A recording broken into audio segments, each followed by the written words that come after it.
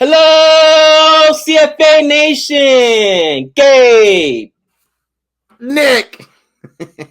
And we're here today to bring you another installment of Cricket Tuesday! And this, right now, my friend, is a video that I am excited to watch because as far as the current World Cup goes, I'm done.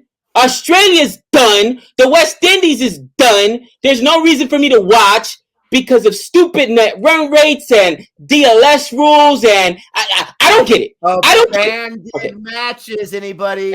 Abandoned matches. Now, Australia, you want to play England now? Before the comment section blows up and like, Gabe, stop. Okay, yeah, none of that could have helped the West Indies. Let's just be real, okay? That we lost for other reasons.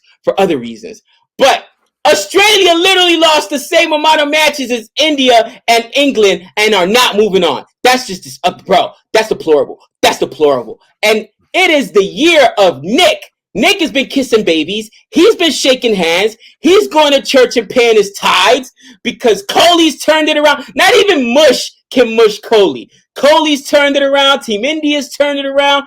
England's playing good, even though they were almost bounced out of there. England said, you know what? Forget you, DLS. I'm still going to come here, and I'm going to play my way in. And Australia's out at home. You can't make it up. Nick, I mean, what is it? Do you got a rabbit's foot in your pocket? You walking around with a 4-leaf cloak? What is it? I don't get it. It's not as lucky as you're saying. Things are going good right now. Neither of my teams have won anything yet, World Cup wise. So let's hit the brakes. My Padres got to the NLCS, which I know for Gabe, it's a debacle that his team lost the ALCS. For us, it's a huge win. We are celebrating. We are shouting off the rooftops. We're not going to throw a parade, but super excited about that. And yes, absolutely amazing. England was able to punch their ticket and was able to boot the defending champs, the Aussies. I haven't looked it up yet. I'm not sure what happened to Aaron Finch because you had Wade as a captain in that final match that they won. Okay, they won. The only match that Australia lost to was to New Zealand, number 1 seed. But you're going to you wish you could reschedule that match now, don't you? England, Australia. Was I right or was I right? And England is moving on. I did not think they had enough gas in the tank, but there is someone on the team that has helped out immensely, and that's a Chris Wokes, baby. That's a Chris Wokes. He bowled out the number 2 hitter for Sri Lanka. Took him out. Last time I checked, I haven't seen the final stats, but I think that's what it was because of the 3 overs, 24 runs. That's an economy rate of 8, baby. Mark Wood would end up for 1 over, 17 runs. He would do that. He would try to lose to Sri Lanka. But it's a beautiful thing. And so this video here that we're reacting to this week on Cricket Tuesday, please don't forget to like and subscribe, is interesting. Okay, we've reacted to a few Cricket Raaz videos. We're going to react to another one here because we love his storytelling. We love to learn, and he always teaches us something. But he's talking about something that Gabe and I lived and breathed through just last year's World Cup in Dubai in the UAE, and he calls it the worst ever. Now, as an Indian fan, absolutely one of the worst. Worst ever? I don't know about that.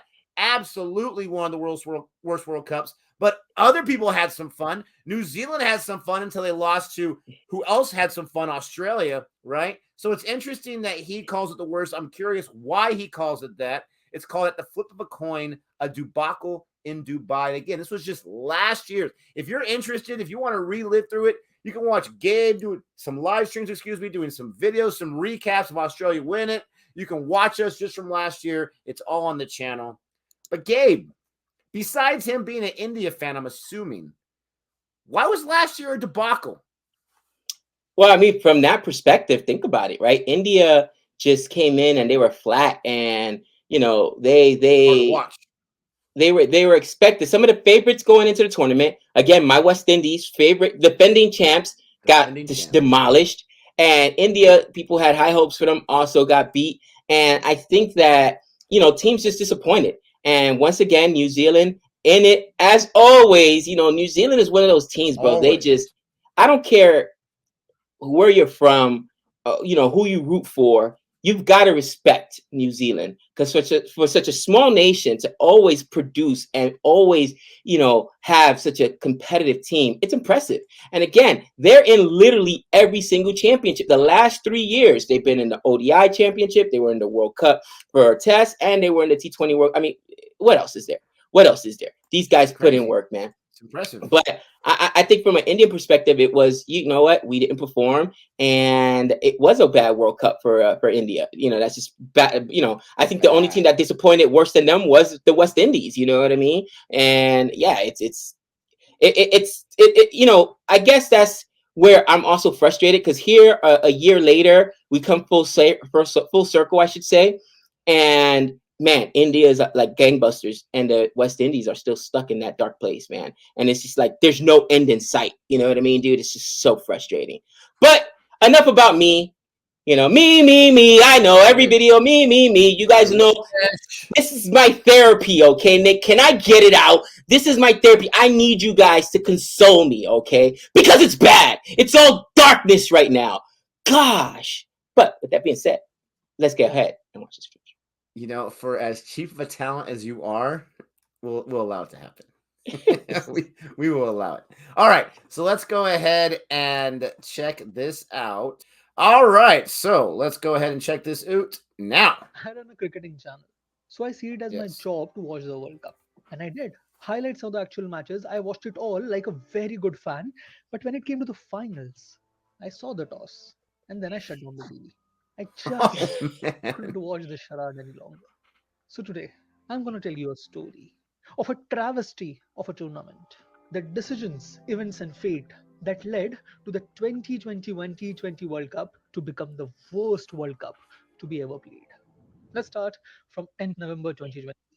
BCCI had just pulled off a successful IPL in UAE, and in view of Yep, its not too success, long ago. Saurav Ganguly was holding a press conference. And one of the first questions asked was, were there any plans of hosting the IPL in India next year? Ganguly quickly responded, yeah, absolutely. April, May, we will have another one. We will host England in India. We will host domestic cricket in India. We will be fine. The thing is, this issue wasn't just about the IPL. The IPL, in spite of being moved to UAE, had become one of the most successful one in years. So we could easily repeat it on the same venue. But the problem was the upcoming 2020 T20 World Cup, which was to be hosted in India. And BCCI wanted to hold on to it at all costs. The Absolutely. plan was to hold a series of domestic and international tournaments in India to increase the confidence of foreign players, with IPL being a dry run for the big one. And so started the preparations. Now, first, to avoid any unnecessary complications, the initial plan to expand the team pool to 10 was quickly discarded. Then, Syed Mustaq Ali Trophy was used as a testing ground. Teams divided into four groups at four venues would avoid any travel, with only finals to be played in Ahmedabad. From this tournament, though, one thing became clear. A large, spread out tournament like Ranji Trophy would be quite impossible to manage. Hence, for the first time in its history, Ranji Trophy was cancelled. I But on was the not aware of upside, that. first, Vijay Hazare Trophy Wow. would be continued, the India England series would go on as planned, and on 30th January came the confirmation IPL was to be held in India. More importantly, BCCI was so confident of his decision that UAE wasn't even considered as a backup option. IPL treasurer Arun Singh Dhumal said, we are not even thinking of UAE as a backup at this point of time. Oh, the We want to do hubris. it here. India is probably safer than UAE at this point. And he was Oh, right. famous In last January, words. UAE was seeing a spike in COVID cases. The 7-day average case load was close to 4,000 as compared to the Okay, well, 770 during the IPL, that while does make India's 7-day sense. average was down to 14,000 from the 90,000 during the IPL. Furthermore, in Wow. order to maintain the safety of the players, the plan was to emulate the UAE model in India. Mumbai, Pune, Ahmedabad. The entire IPL schedule would be played in these three locations, with Mumbai having multiple stadiums. Given the relative close proximity of the places, traveling could be minimized, mimicking the past success in UAE. State boards were informed the final draft was about to be announced, and the second wave hit. Among the worst hit being Maharashtra. So the entire plan had to be thrown out, and a new plan was chopped out.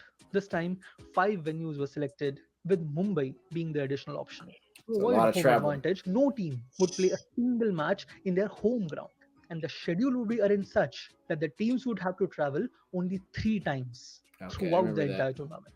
This decision to go through with the IPL in spite of the second wave raised a lot of eyebrows. But there would be no spectators, and the plan looked good. No, it doesn't. In spite of Dope, still brother. having the No. option of shifting to It's a UAE check. on event. And this, I believe, was the first flip of the coin that would Oh, decide the nice. oncoming cascade. IPL started on 9th April and it took a grand total of 10 days, just 10 days, for the biosecure bubble to go up in flames. The first case came in the form of Varun Chakravarti, who was apparently exposed when taken for a scan. Within a day, though, Amit Mishra, Saha, Lakshmipati Balaji, and Michael Hussey, well, basically, the bubble had been popped. And on 4th May, within a day of the first positive case, IPL was Yep, I suspended. remember that. As you can imagine, this entire fiasco looked bad. BCCI was taking hits from all possible angles. It had decided to push through in order to prove a point.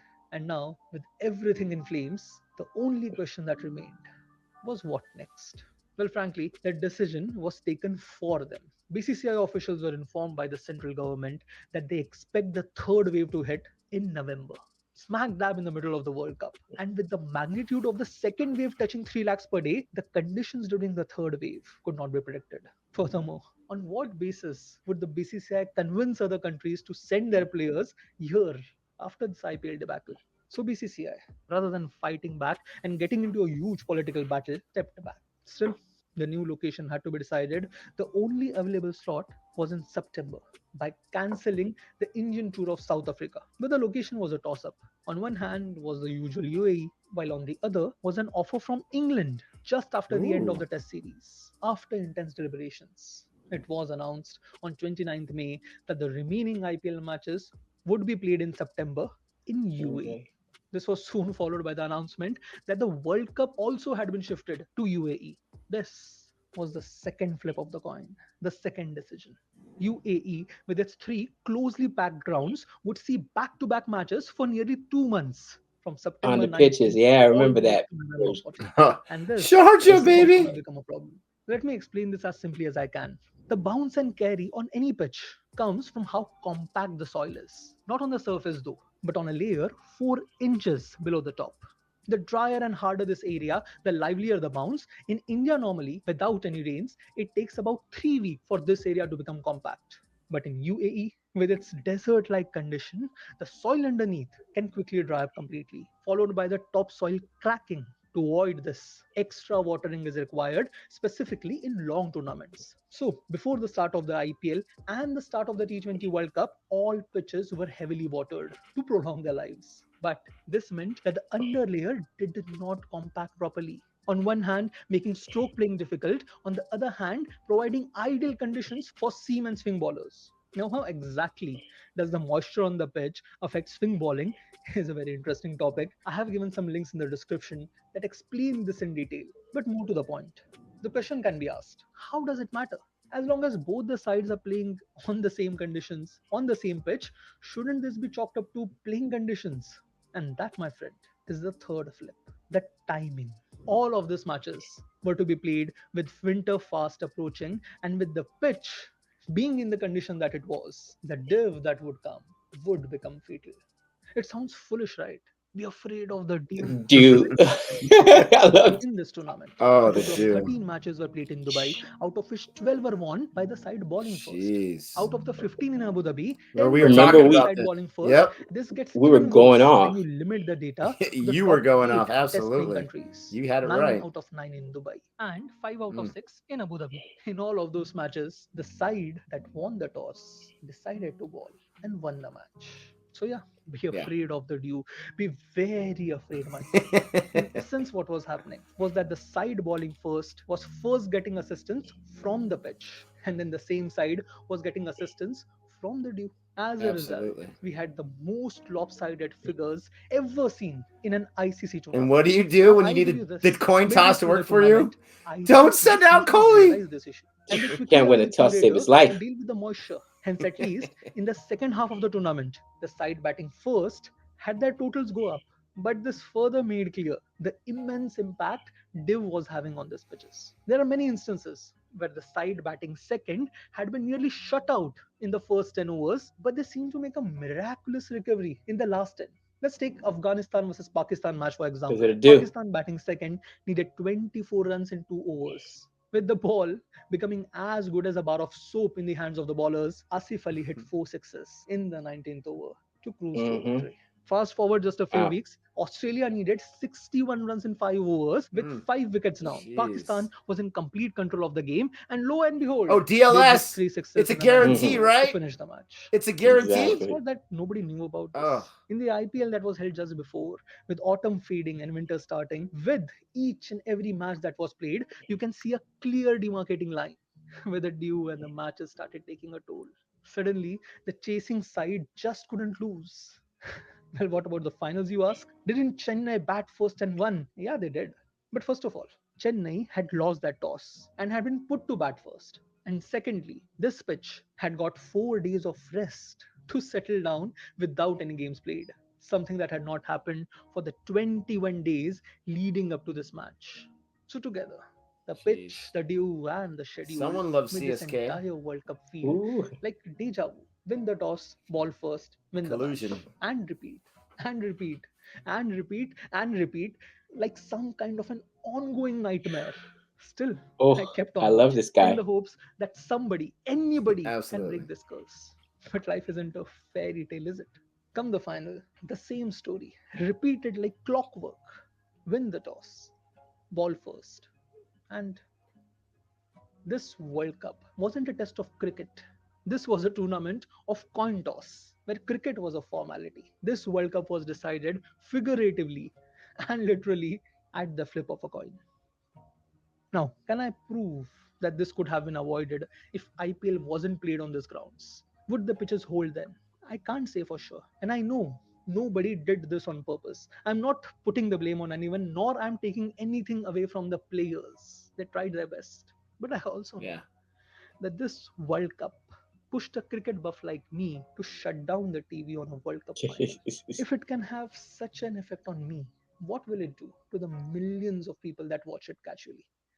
This was a story of the worst World Cup to be ever played.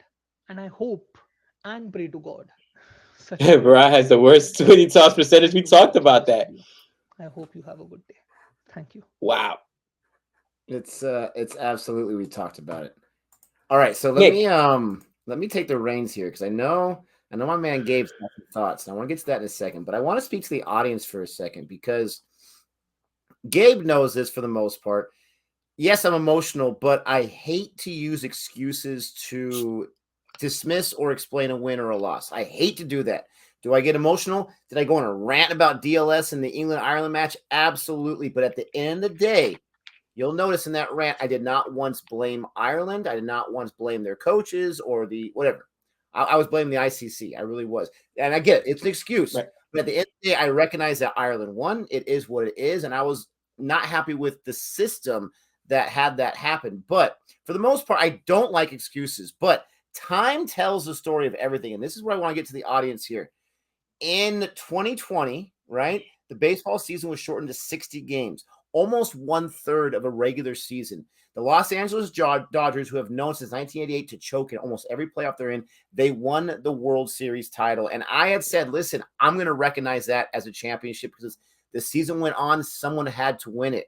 And I have held to that. I still recognize, even though I hate the Dodgers, but I've noticed, Gabe, in the last 2 years plus, that overall the fans do not recognize it. The TV commentators, they do not like it. They do not, even to the point where they're saying one of the Padres players, Trent Grisham, got his second Gold Glove winner. They said finally, and this isn't even a Padres fan, finally he has a real Gold Glove. I mean, they're just missing that season. And it's interesting how it's going to be in 10 years from now. Are they going to dismiss it more? This brings me to the World Cup thing right here. And again, nothing away from Australia whatsoever, not taking anything away from that because even whatever a team had to win. But I'm curious, and this is what I want CFA Nation to help me out with because we have a great fan base, viewership from many different cricketing nations or whatever. I want to know, Do you agree with Cricket Raaz in any way where you feel like that World Cup, the entire thing, the win, however you want to take it, do you feel like it's tainted because of the playing conditions, because the overall percentage of the team that won the toss?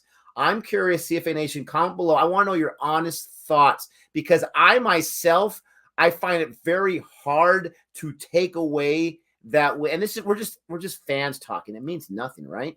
But I find it very hard for me to take away that win from Australia, or even to taint it a little bit, to water it down a little bit and say, yeah, but was it? I mean, I give them all the credit in the world. I'm curious what Gabe thinks, but I'm curious what you guys think. Comment below, let us know.